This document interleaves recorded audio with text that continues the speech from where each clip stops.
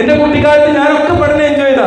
എന്റെ വാപ്പച്ചി വരുമ്പോ ഞാൻ പറയും, സ്കൂളിൽ നിന്ന് മാഷ് പറയും എന്തെങ്കിലും ഒരു ബുക്ക് ഉണ്ട് എന്ന് പറഞ്ഞാൽ ഞാൻ പറയും, വാപ്പച്ചിയെ നിങ്ങൾ ആ ബുക്ക് വാങ്ങി തരും. അന്ന് എന്നെ പിറ്റേന്നേക്ക് വാപ്പച്ചി ആ പുസ്തകം അവിടെ എത്തിച്ചേരും.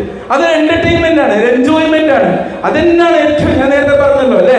പിന്നെ ഈ ഈഗിൾസ് ഇൻസ്റ്റിറ്റ്യൂട്ടിൽ എനിക്ക് കാണാൻ പറ്റിയ ഒരു കാര്യം എന്താണെന്ന് അറിയാം, നിങ്ങൾക്ക് വേണ്ട നിങ്ങളെ ലക്ഷ്യങ്ങളെ അവർ നിങ്ങൾക്ക് എന്താക്കി തന്നു, അത് നിങ്ങളുടെ ഒരു ഡിസ്ട്രാക്ഷനും നിങ്ങളെ ഗോളും ഒന്നാക്കി തന്നു എന്നുള്ളതാണ്. കാരണം ഞാനിവിടെ ഫോൺ നിങ്ങളോട് ഒരിക്കലും ഉപയോഗിക്കരുതെന്ന് പറഞ്ഞപ്പം അവരെന്ത് ചെയ്തു തന്നു, ഈ ഫോൺ ഉപയോഗിച്ചിട്ടില്ലെങ്കിൽ നമുക്കറിയാം ഫോണാണെന്ന് ഏറ്റവും വലിയ ഡിസ്ട്രാക്ഷൻ അല്ലേ.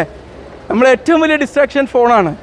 ഒഴിവാക്കിയപ്പോൾ എന്തായി, ഈ കുട്ടികളെല്ലാവരും അവരെ പഠനത്തിലേക്ക് ഫോക്കസ് ചെയ്തു. അവരെ ഡിസ്ട്രാക്ഷനും പഠനമായി മാറി. മനസ്സിലായില്ലേ? അവർ ഫോക്കസ് ചെയ്ത കാര്യവും പിന്നെ അവർ ഫ്ലോ, നമുക്കൊരു ലക്ഷ്യം നിർണ്ണയിക്കുമ്പോൾ ഞങ്ങൾ മെഡിക്കൽ സയൻസിൽ പറയുന്നതാണ്, നമുക്കൊരു ലക്ഷ്യം നിർണ്ണയിക്കും. ഈ ലക്ഷ്യത്തോട്